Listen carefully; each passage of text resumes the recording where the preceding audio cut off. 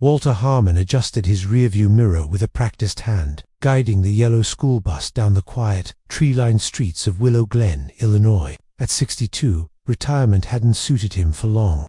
After decades as a mechanic, the hum of a diesel engine still felt like home, but now it came with the company of middle school chatter and backpacks sliding on vinyl seats. Driving gave him rhythm again, a sense of purpose. Most afternoons followed a predictable script: laughter, gossip, complaints about homework. But lately, something had begun to pull at his gut. That something sat 3 rows behind him, right above the air vent. A girl, small for her age, with chestnut brown hair hanging like a curtain across her face. Her name, he'd confirmed on his student roster, was Rory Carson. 9th grade, recently transferred, and for the past 3 days, she had quietly wept, always at the same time, always in the same seat, waiting until the crowd thinned to let her sadness show. Today was no different. Walter glanced back, her shoulders curled inward like she was trying to disappear, her fingers brushing tears from her cheeks when she thought no one was watching. He tightened his grip on the steering wheel, concern creasing his weathered face. After all these years, he knew what troubled kids looked like, and Rory was a textbook case. At first, he'd chalked it up to the awkwardness of being new. Kids her age had enough to juggle with cliques, classes, and the endless performance of teenage life. But this wasn't shyness. It was something deeper, something that clung to her like a shadow. 5th Street coming up, Walter called, his voice steady as 2 boys hustled to the front. They gave him a cheerful wave and jumped off, the door hissing shut behind them. He watched them cross the lawn before pulling away, keeping his eyes flicking between the road and the mirror. Only a handful of kids remained, and Rory's stop was last. As the bus emptied, Rory's composure frayed. Her tears became more visible, her hands trembling. At one turn, she hunched forward suddenly, her arms sliding beneath the seat. Walter couldn't quite see what she was doing. His focus had to stay on the road, but the move struck him as deliberate. Then came a faint metallic sound, a hollow clang, barely audible in the hush of the now quiet bus. "You okay back there?" Walter called out, trying to sound casual. Rory jolted upright, eyes wide. "Yes," she whispered, barely above a breath. "I just dropped my tissue." Walter gave a small nod, but his instincts prickled. Something wasn't right. Yesterday, he'd tried talking to her, asked about school, her favorite subjects, but she'd offered nothing more than vague replies and averted eyes. Now, as the last of the students stepped off and the bus rolled toward its final stop, his thoughts turned heavier. Her sadness wasn't fleeting. It was rooted. He pulled the bus up in front of a modest 2-story house at the edge of Maple Drive. Faded blue siding, a sagging porch swing, the kind of place that whispered stories. Rory rose slowly, pink backpack slung over one shoulder. Her face looked pale, her eyes rimmed in red. As she passed him, Walter offered a warm smile. "Have a good evening, Rory." She nodded, avoiding his gaze, and stepped off the bus. But this time, Walter stood up too. He stepped down onto the sidewalk, calling out gently, "Rory, wait." She spun around, startled. "Why are you following me?" Walter raised his hands in peace. "I've noticed you've seemed upset on the bus these past few days. I just wanted to check in with you and your parents. Make sure everything's okay." Rory froze. For a split second, pure fear flickered across her face before she masked it with forced calm. "No need for that," she said, voice rising defensively. "It's nothing. School's just hard. I miss my friends from my old school, that's all." But Walter had seen enough over the years to know when a child was lying to protect something or someone. And deep down, he knew this wasn't about missing friends. This was something darker, and he wasn't about to let her walk back into it alone. Walter studied her face, uncertain but instinctively sure there was more beneath Rory's hesitant words than she was willing to share. Decades of life had taught him that silence could speak volumes, especially when wrapped in fear. "I understand," he said softly, keeping his voice calm, "but sometimes it helps too." He didn't finish. The front door swung open with a sudden creak, slicing through the moment. A man stepped out onto the porch, arms crossed, face unreadable. "Rory," he called out sharply, "come inside." The girl turned to Walter, her eyes flashing with something between panic and apology. Then she darted away, her footsteps quick and uneven as she crossed the walkway. Walter watched, his chest tightening. The man on the porch, tall, broad-shouldered, with a stiff jaw, shifted his gaze toward Walter. His tone was neutral, but his body language was all walls. "Is there a problem?" Walter paused, carefully choosing his approach. He didn't want to escalate things, but his concern ran too deep to ignore. He took a slow step forward, stopping at a respectful distance from the porch. "No problem, sir," he said evenly. "I'm Walter Harmon, Rory's bus driver. I just wanted to check in because I've noticed she's been upset lately, crying sometimes. I thought someone should know." The man didn't blink. "I'm Greg Whitmore, Rory's stepfather. Her mother's not home right now." Walter nodded, his voice gentle. "I understand. I just thought you might want to be aware. It's been several days now, and she seems really distressed." Greg's expression softened, but only slightly. His eyes remained unreadable. "Her grandmother passed away not long ago," he explained. "They were close. It's been hard on all of us, but especially on Rory. She'll get over it, hopefully." Walter felt a flicker of relief. That kind of loss could explain a lot. "I'm truly sorry to hear that," he said, meaning it. "Please accept my condolences." Greg gave a curt nod. "Thanks," he said, already turning toward the door. "Have a good day." Before Walter could respond, the door shut with a firm click. He stood there for a moment, unsure why his stomach was still twisted in knots. The man's words made sense, but his tone hadn't matched. There had been no emotion, no hint of pain when he spoke of death, only the cool finality of someone eager to end a conversation. As Walter walked back to the bus, doubt crept in.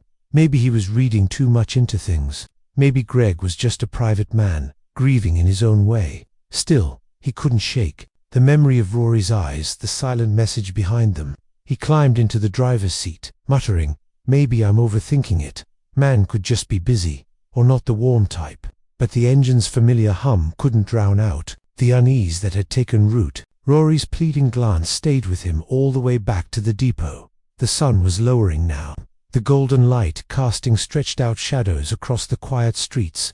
At the bus station, Walter parked in his usual spot, turning off the ignition. With a sigh, he rose from his seat and began his daily walkthrough of the bus. It was routine by now, checking for forgotten backpacks, scattered papers, snack wrappers, and whatever else middle schoolers left behind. As he made his way from back to front, garbage bag in hand, his thoughts remained fixed on Rory. When he reached the seat she always chose, he stopped. The air vent beside it caught his eye. He remembered the sound from earlier, the metallic clink and her quick excuse about a tissue. He hadn't seen her carrying one. That detail, small as it was, now itched at the back of his mind. He crouched, his knees crackling in protest. The floor around the seat was clean, nothing obviously out of place, but the vent looked off. There was a slight gap between the metal grill and the base of the seat, not enough to be obvious, but enough to suggest someone had tampered with it. "Let's see what we have here," Walter murmured. He reached in, his fingers brushing against something slick and cool. With a gentle tug, he pulled out a small plastic package under the fading light. He turned it in his hand. It was a partially used blister pack of pink pills. The packaging was slightly worn, but the brand name and dosage instructions were still clearly printed. Walter's breath caught in his throat. This wasn't allergy medication or a stray vitamin. This was something stronger, something a child shouldn't be hiding under a bus seat. "What in the world?" Walter whispered, eyes narrowing as he pulled out his phone and typed the drug's name into the search bar. The screen lit up with results, and his stomach dropped. Birth control pills. He stared at the small blister pack in his hand, heart pounding. A girl no older than 14 or 15 had hidden them beneath a school bus seat. Paired with her visible distress, her tearful silence, and the way she recoiled at her stepfather's voice, it painted a deeply troubling picture. Walter's hands shook slightly as he took a few photos, clear, close shots of the pills and where he found them, wanting to document everything exactly as it was. He tucked the pack into his waist bag for safekeeping. The weight of responsibility now sitting heavily on his shoulders. This wasn't just forgotten homework or a dropped toy. Something was seriously wrong, and he couldn't look the other way. With a deep breath, Walter scrolled through his contacts and located Principal Daniels' number. He attached the photos to a message, typing a quick but clear note. "Found these under a seat on my bus today. They belong to a student. Please advise on next steps." He stared at the screen, waiting, but no response came. His anxiety was growing. so he tapped the call icon and brought the phone to his ear. After 3 rings, the line picked up. "This is Principal Daniels," came the clipped, tired voice. "Hello, sir. This is Walter Harmon, bus driver for Route 14, Walter began. There was an audible sigh on the other end. "Mr. Harmon, I'm in a school board meeting. Is this urgent?" "I believe it is, sir. I just sent you some photos. I haven't checked my messages." Daniels cut in, his tone clearly annoyed. How important could it be that it can't wait? Walter hesitated, unsure how much he should say over the phone. "It's concerning. I found something that belongs to a student. I think you'll want to take a look. I'll review it after my meeting," the principal said curtly. "I don't appreciate being interrupted unless it's a genuine emergency." And with that, the line went dead. Walter stared at his phone in disbelief, frustration bubbling up. This wasn't how he expected the school to react, not when a vulnerable student might be in trouble. "Guess I'll have to handle this myself for now," he muttered, slipping his phone into his pocket and gathering his things. After clocking out at the station office, Walter made his way to the lot where his old, faded Buick sat. The engine rattled, the paint had dulled, but it was reliable enough. As he pulled out, his thoughts churned. His route home passed right by Rory's house. Part of him wanted to stop to show Greg Whitmore the pills, to demand answers, to make sure Rory was safe. But the memory of that stiff, cold interaction earlier made him hesitate. Maybe Greg didn't know. Maybe Rory was hiding the pills for a reason, could be a secret she was desperate to protect. He passed the Maple Drive turnoff, then slowed. His conscience weighed heavy on him. With a quiet sigh, Walter made a U-turn and headed back, parking in front of the same blue house. He approached the door with caution, heart thudding. He knocked firm, steady, no answer. He knocked again, louder this time. Still nothing. Walter leaned slightly to peer through the front window. The interior was dark. No lights, no sound, no movement, just stillness. Puzzled, he returned to his car and pulled out the emergency contact sheet he kept for every student on his route. Under Rory's name was the number listed for Greg Whitmore. He dialed ring after ring, then voicemail. Walter hung up without leaving a message, shaking his head. Where could they have gone so fast? With no other leads, he turned the key in the ignition and headed home, but his mind was far from settled. Maybe the principal would call back. Maybe he could try again later. But just a few miles into his drive, fate stepped in. There, on the sidewalk outside a small pharmacy on Cedar Street, Walter spotted a familiar figure. Rory, alone, her arms hugged around her stomach, her steps slow and uncertain. Her face was pale and drawn. Without thinking, Walter pulled over and stepped out. "Rory," he called gently, not wanting to startle her. She looked up, eyes clouded with surprise and exhaustion. Recognizing him, she stopped walking but didn't come closer. "Are you okay?" Walter asked, concerned. "You look like you're hurting." "I'm fine," she said flatly, though everything about her body said otherwise. Walter looked around. "Where's your stepfather? Did he bring you here?" "That's not your business," she shot back, voice sharpening. "What do you want from me?" Walter raised his hands gently, palms open, signaling he meant no harm. "I'm just concerned about you. That's all," he said, his voice calm but sincere. "I've been driving school buses for years, and I've learned to recognize when a student's going through something." Rory shifted, clearly uncomfortable, her arms tightening protectively around her stomach. "I said I'm fine," she replied, her voice sharp with desperation. "Please leave me alone." Before Walter could respond, a middle-aged couple passing by slowed, casting wary glances between the two of them. The man's voice was firm but polite as he addressed Rory directly. "Is everything okay here?" Rory paused, looking between Walter and the strangers, her eyes clouded with emotion. Then, in a voice barely above a whisper, she said, "He scares me." The couple reacted instantly. They moved between her and Walter, their body language protective and unyielding. "Sir, I think you should leave," the woman said, her tone brooking no argument. Walter's face flushed with a mix of disbelief and embarrassment. "I'm her school bus driver," he explained quickly. "I was just checking if she needed help." "She clearly doesn't want your help," the man snapped. "Move along before we call the police." Realizing any further explanation would only escalate things, Walter raised his hands in surrender and turned back toward his car. As he pulled away from the curb, he cast a glance in his rearview mirror, just in time to see the couple casually walking away, leaving Rory behind once more. He slowed his car and watched.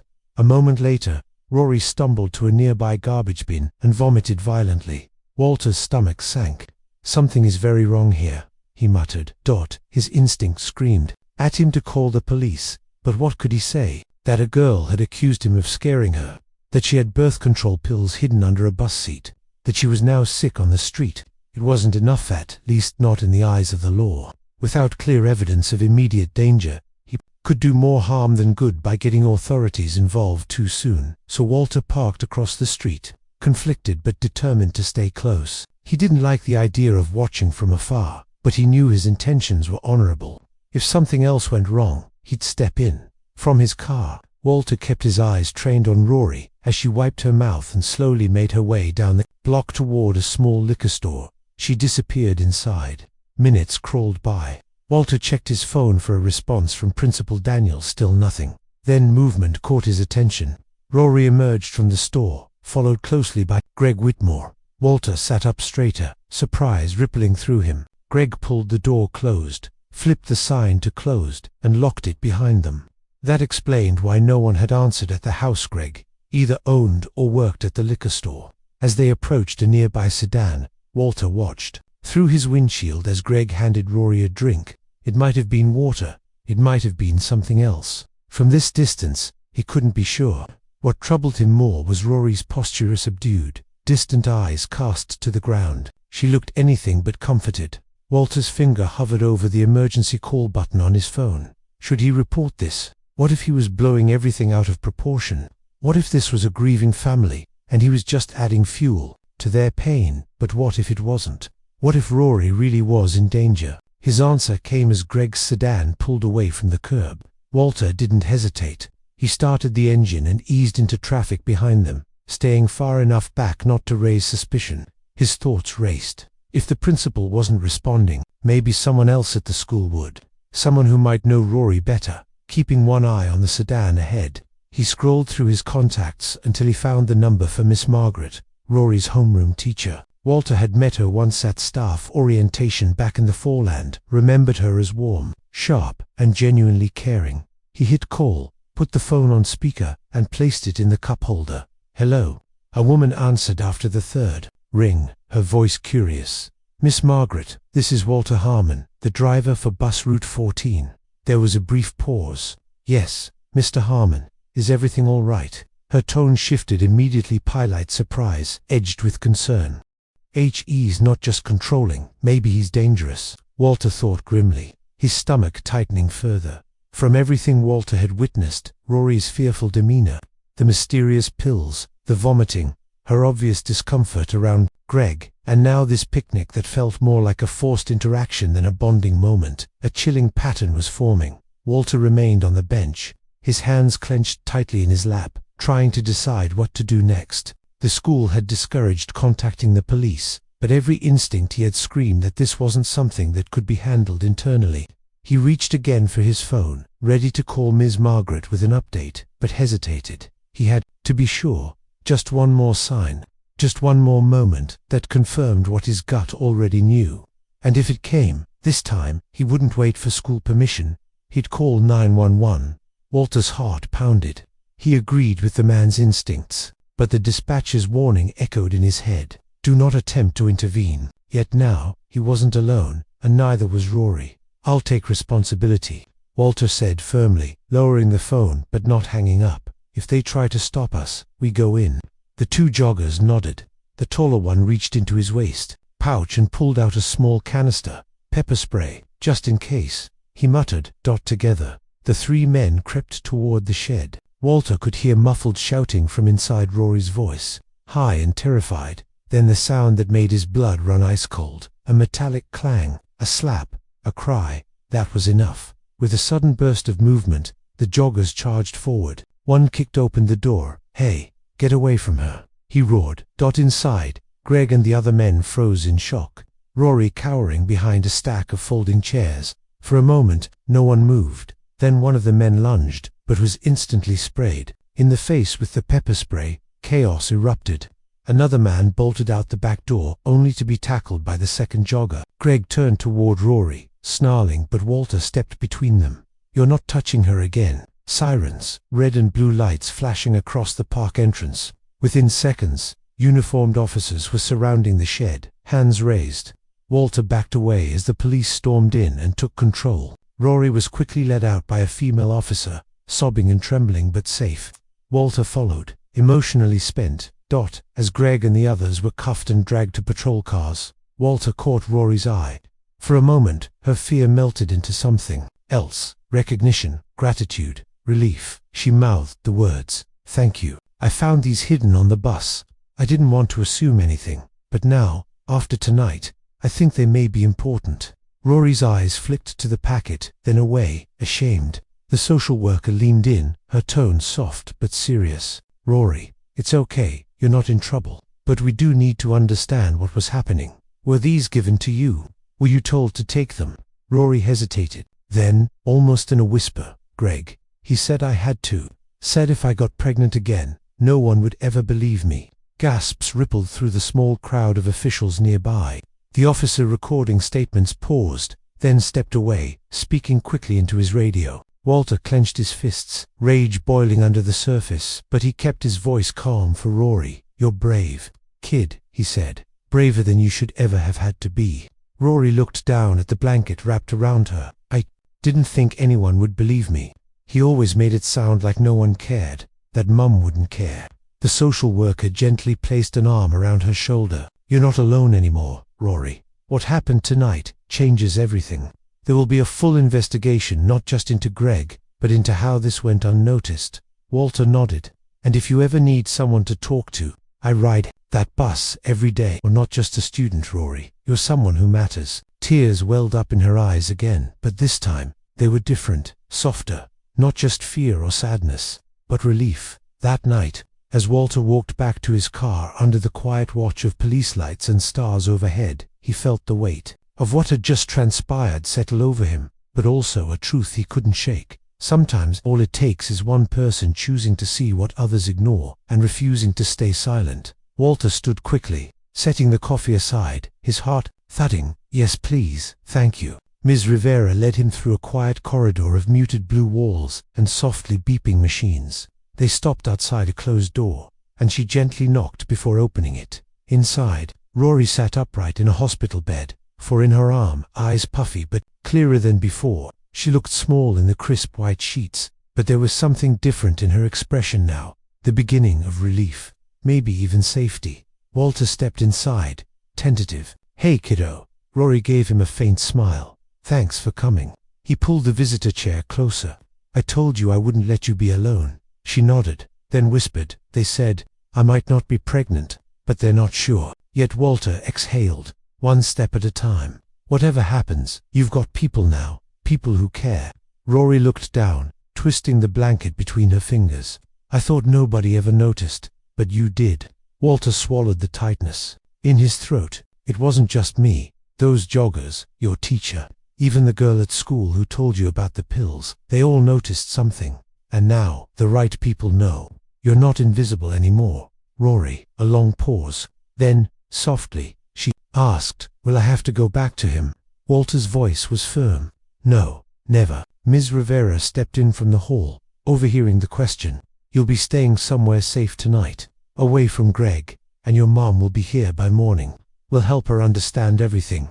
Rory's eyes brimmed with fresh tears, but she nodded. Walter sat with her until she drifted off to sleep, exhaustion overtaking her. As he watched her breathing steady, he thought about how close this had come to going unseen, how easily people overlook what they don't want to get involved in, but not this time. Walter followed the officer out into the hallway, the weight of the moment pressing heavily on his shoulders. Behind him, he could still hear the soft sobs of Rory's family, grief and fury blending into something raw and unstoppable. The officer, a calm man with tired eyes, led him to a bench down the hall. "Mr. Harmon, I just wanted to personally thank you. If you hadn't spoken up, we don't know how much longer this would have gone on, or how much worse it might have gotten." Walter nodded, but his voice was thick. "I didn't do anything heroic, I just paid attention. That's exactly what too many people don't do." Walter looked down at his hands. "What's going to happen to Greg?" The officer's jaw tightened. "He's already in custody." Once Rory's statement is officially recorded and the hospital confirms the forensic evidence, the DA will have enough to move forward with charges: sexual assault of a minor child, endangerment, and several more counts. He won't be getting out anytime soon. Walter exhaled deeply. Good. After a few moments, the officer added, "It's rare we get to say this, but because of your actions, a girl is safe today. She might have a long road ahead, but at least now she has one." Walter nodded again, the silence between them filled with unspoken weight as he returned to the room. Rory was sitting up straighter now, her mother holding one hand and her grandmother the other. Ms. Rivera gave him a warm nod as he re-entered. Rory gave him a tired smile. "They said I get to go home soon. To my grandma's." Walter smiled back. "That sounds like the best place for you right now." Her grandmother looked up. "And if it's all right, we'd love to stay in touch. Rory, she'll need people like you."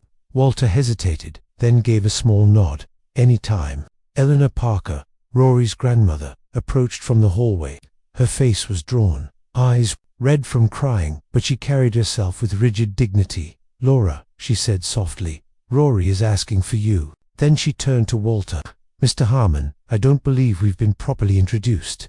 I'm Eleanor Parker, Rory's grandmother." Walter stood and offered his hand. "It's good to meet you, Mrs. Parker, though I wish it were under better circumstances." Suddenly, Laura gasped and doubled over, her face contorting in pain as she clutched her abdomen.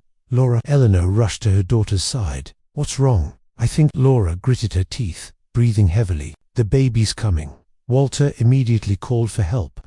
Within moments, medical staff surrounded them. Laura's water had broken, and the contractions were coming fast. "She's only 38 weeks, Eleanor told the doctor, her voice trembling. "She wasn't due for another 2 weeks. The stress likely triggered early labor," the doctor explained, helping Laura into a wheelchair. "We need to get her to the maternity ward immediately."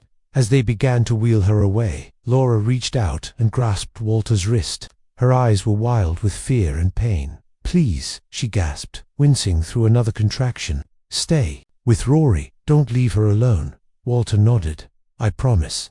Eleanor looked torn, glancing between her daughter and the direction of Rory's room. "Rory shouldn't be alone right now, but Laura needs me, too." "Go with your daughter," Walter assured her gently. "I'll stay with Rory until you can return." She hesitated only briefly, then nodded. "Thank you. I'll come back as soon as I can." As Eleanor hurried after the medical team, Walter turned and cautiously entered Rory's room. She sat on the edge of her bed, her face a mask of fear and confusion. As soon as she saw him, she asked in a small voice, "Is my mum going to be okay?" "Your mum is strong," Walter said, settling into the chair beside her. "The doctors are taking good care of her." Rory nodded, but didn't seem convinced. Her hand drifted unconsciously to her stomach. "She got so upset when we were talking about what to do," she murmured. "Grandma said I should keep it, that we could say it was someone else's, a boy from school or something." Walter kept his expression neutral, though inwardly he was troubled by the suggestion. "What did your mum say?" he asked gently. "She got really angry. Said she wouldn't let me sacrifice my life, or carry that reminder forever." Rory's voice dropped to a whisper. Silence settled in the room like fog. Then, after a long moment, she spoke again, so quietly, Walter had to lean in to hear. "I heard my grandma talking to a nurse," she said. "She said the new baby will come soon, and that my mum won't have time for me anymore, that she'll love me less, that the nurse should just, you know." Walter turned fully toward her, choosing his words carefully. "Rory, I want to tell you something important," he began. "I have 5 children of my own. Each one is different. Each one is special in their own way. And not once, not for a single moment, did loving one of them mean I had less love for the others." Rory looked up, her eyes wide. "Love doesn't work that way," Walter continued. "It's not like a pie, where each person gets a smaller slice when someone new comes along. It's more like," he paused, searching for the right metaphor, "like a candle lighting another candle. The first flame doesn't get smaller. Instead, there's just more light." "You really believe that?" Rory asked, her voice barely above a whisper. "I know it," Walter affirmed. "Your mother loves you, Rory. A new baby won't change that, and whatever decision you make about your own situation, that won't change her love for you, either." Rory was quiet for a long time, absorbing his words. Finally, she looked up at him with the ghost of a smile. "Thank you," she said, "for finding those pills, for following us today. I was so scared." Walter nodded. "I couldn't just look away when I knew something was wrong.